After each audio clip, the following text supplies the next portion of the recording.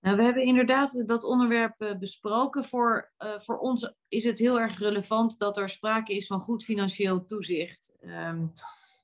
Dat herkennen we in Nederland natuurlijk net zo goed, maar we vinden dat ook voor de landen van belang.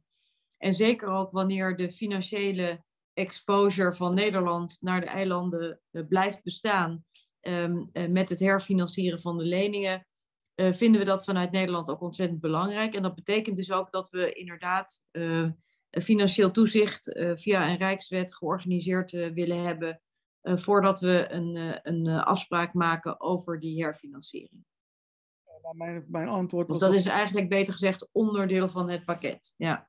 gewoon niet. Wat gebeurt er dan?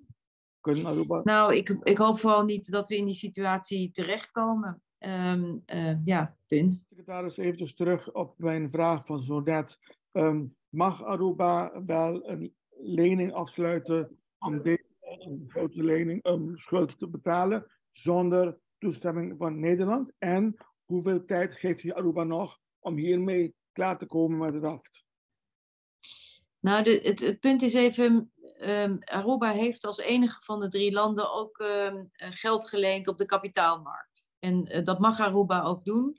Daarvoor is wel toestemming vanuit de Rijksministerraad nodig. Maar dat mag Aruba ook doen.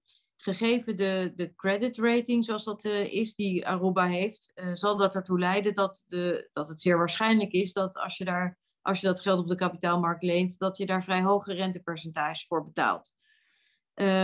Dus waarschijnlijk is het aantrekkelijker voor Aruba om geld te lenen bij Nederland of die herfinancieringsafspraken met Nederland te maken.